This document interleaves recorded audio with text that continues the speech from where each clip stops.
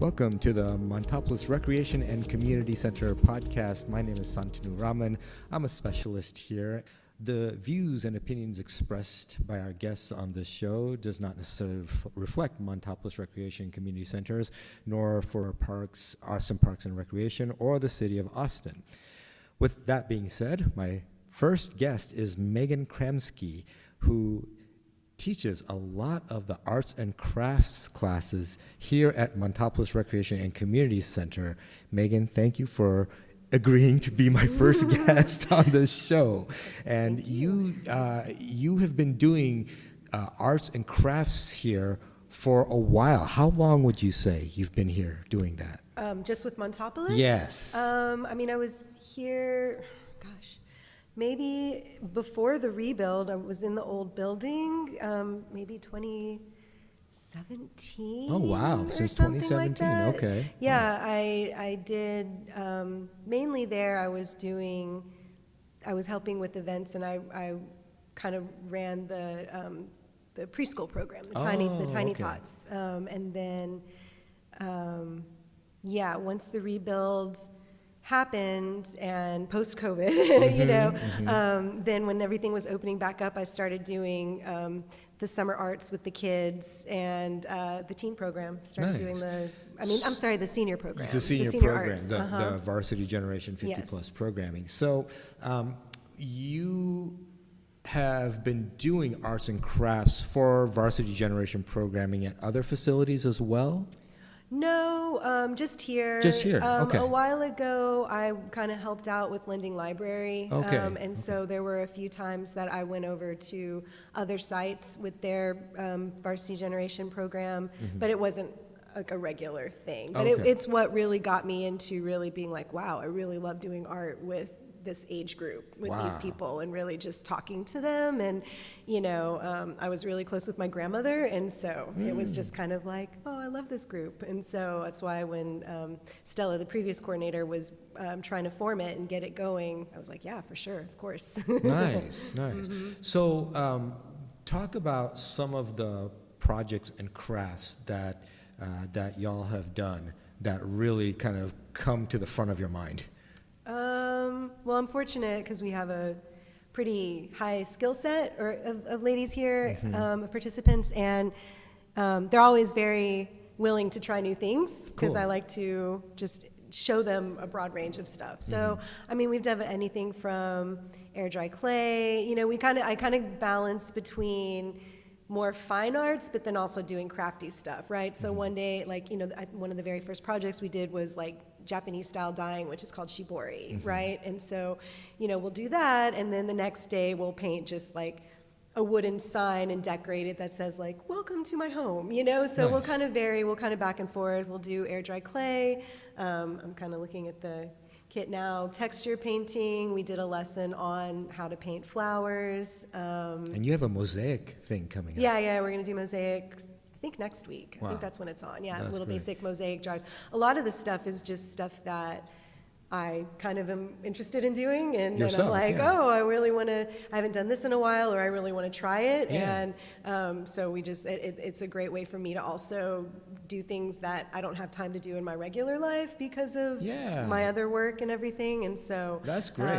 You mentioned that the group of seniors that you work with currently here at Montopolis have a pretty high skill set, but how much of a background in art do people really need to be able to participate in your classes?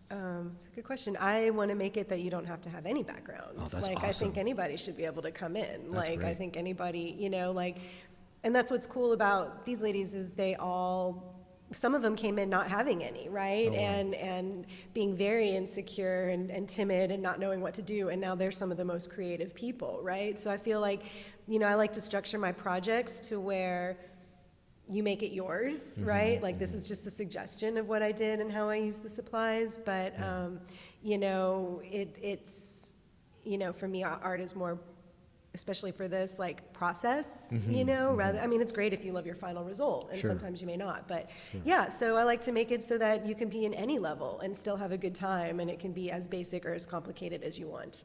I mean, that's great. just kind of how I like to approach it. That's great. Yeah, no, that's awesome. I love it that you make it so that regardless of whether you've never done any sort of thing like that before versus as opposed to like being very advanced in your abilities, anyone can participate and get something out of your classes. And there are some things like, for example, like when we sew on the machines, right? Some of them are better seamstresses than I, right? And then some of them have never been on a machine. And it's like, okay, for you, the important part is we're going to learn, right? And this is like, so you know that you can do it. And it's, you know, I think that's just what it is getting out of your head of like, oh, this is too complicated. I can't do this, or I've never done it before. It's like, okay, well, first time for everything, you know? So, and then maybe that project isn't necessarily about, you know, the perfect looking tote bag, but it's really cool because you made it, you know, and you stitched a straight line, and good job. It's not going to fall apart on you. That's fantastic. Yeah. So where do you typically do the classes? Do you do it inside the gym, inside a classroom? Where is there a special room for the arts classes? I mean, we don't have a dedicated like art room. I mean, usually we work in the multi-purpose room, which is right by the kitchen, so it's more convenient space-wise, and that we have water, like a water source, more accessible, and the kitchen. But in the summer, we're in this other room, and so we just make it work. And so I just kind of have to, sometimes I forget when I'm making my projects, like, oh yeah, I have to load up the cart, or this isn't the best room to do this like the mosaics. We're going to see how that works, you know? Yeah, so normally we're in the multi-purpose room. Nice. A little more space. I mean, I don't know how much you've seen of what other rec centers and senior centers in the city of Austin, what kind of arts and crafts programs they do. Do you get the sense that that what you do is kind of along similar lines, or is it kind of different? Like I would imagine for artists, like everyone does everything just a little bit differently. Yeah, I don't know. I mean, I know from like past experience and just what I've heard from them. Like I know Conley Guerrero offers a lot of courses. I mean, but that's a dedicated center. But they have a really good resource. I know it used to be Rosewood Dolores Duffy, right? They have a kiln. They have like a whole ceramics thing downstairs and everything, which is awesome. I don't know, really, to be honest, like what a lot of the other centers do as far as like their varsity generation art. I think Gus Garcia has such a huge program. Like I think the thing is that we're a smaller class, so we can have a lot of these higher caliber things, right? Like I think if it, depending on the structure, like, you know, maybe some of them, like Gus Garcia has a huge, you know, turnout, so maybe when they do art, maybe their projects have a different nature, but I really don't know, you know? I mean, I know some of them might just be like, oh yeah, he's looking at the stuff, might just be, you know, painting the ceramics or more, you know, watercoloring type stuff, or I mean, I really don't know. You know, but I know that like other centers, some have like different rooms for more art, you know, and different other art programs like Totally Cool, Totally Art, things like that. But as far as like what they do with their varsity generation, I don't know, to be honest. No, but we have a special thing going, you know, like I think what we have is cool, and you know, like it's a very supportive group, you know, and so. What I notice about it is that it is highly interactive. Like there's a lot of discussion, lots of conversation. You're right in there, you know, working with folks. Like you're a very hands-on teacher, which I really appreciate, because, you know, there's one thing to just say, here's what it is, watch me do it, okay, your turn, versus like, all right, come around, oh, well, just tweak that, and then now you got it, that kind of thing. Right, yeah, I want to try to have like a light touch, but guide them, you know, like if they need help, you know, or if they're getting frustrated, I always ask like, can I help you? I know, you know, or can I do something? But I also want them to use their brain to analyze with their own style as well. Like, you know, if they ask, should I do this or this? Then sometimes I'll try to just be like, oh, well, you know, what makes you think one towards the other? Or if there's a way to well, let's try this, and if you don't like it, then we'll redo it, you know what I mean? Or Right. ask them questions about it so that they can come to those conclusions, because it's not my Yes. art, right? Yes. And so, but then sometimes, like, I'll have an opinion.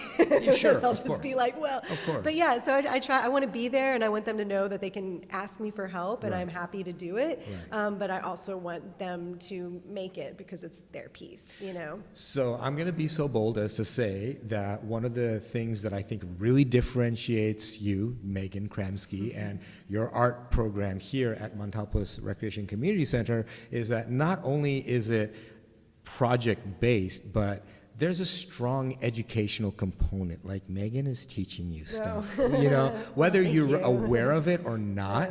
It's kind of, I appreciate this as an educator myself, learning almost like in a way where you don't even realize that you're learning it. Thank you. It's more like a conversation, but then you just, okay, I just learned a new technique. I just learned a new way of doing something. So, I appreciate that. I Thank you. very much It's a view compliment. what you're doing as more than just leading activity. You're teaching. So. Thanks. I mean, I hope they take something from it, right? Yes. Like, that's what I like, is like, especially when they go home, and because a lot of them do stuff on their own, right? And so when they will send me a picture later and they're like, oh, I did this at home and this is what you know what I mean? If they carry it with them, or if it inspires them to like learn something new that changes their worldview, or it gives them more confidence in anything, right? Yes, Like, yes. I think that, or just, yeah, no, I appreciate that. It's a Yeah, very that's kind great. thing to say. That's, I hope. I just want to be a positive impact. Yeah, oh yeah, absolutely. You I mean, know? I'm all about like just opening up and learning from new experiences. So when are your classes and how can people get involved with them? So the schedule's a little wonky now just because of summer, but normally the schedule is Thursdays from 9:30 to 11. Sometimes we run over a little bit, everybody, we sometimes go over. And then third Friday, but that is because of bringing seniors together, so that may change in the fall if that schedule changes. So, but usually Thursdays, 9:30 to 11. You can register at the rec center here at Montopolis. It's a $5 for the registration fee for the month. We do have a cap on the class just because of resources and wanting to keep it to where I can be so hands-on and everything. So, but we do have allotted for 3 drop-ins a week. It's if there's like, I always put up the schedule the month before. So if there's a class or a project that you're interested in, I think it's $1 or $2, and you can register at the beginning of the week if the class isn't full, and that way you can just come in for that one project. You don't have to register or just try it out and see oh, okay, I kind of like this, or maybe it's not my jam, I see. So, and you can register. I think you can just call and Okay. inquire about that. To be honest, I don't know as much about the Fantastic. No, registration that's stuff. but it sounds like it's a pretty straightforward way to get involved. Yeah, we want to let you try it, Yes, right? If yes. there's if you're interested in something and you're like, oh, I've always been kind of curious about that, then, you can come just for the day without committing to the whole class for a month. But, we usually have about steady between 12 to 14 people. Okay. I'm not sure. I think we allot for 15 registers a month and then 3 drop-ins a week. Okay. So, All right, fantastic. Well, Megan, thank you for being my first guest Thank you. on my It's podcast. my first podcast. Yes, so. awesome. And just definitely keep us in mind next time you are thinking about an arts and crafts program, particularly for 50-plus seniors, or I don't know. I'm over 50. It's debatable whether we're considered seniors or not, but It's all in the mind, right? it's all in the mind. Right. All right. Well, thank you for listening, and we'll catch you in the next one. Thank you.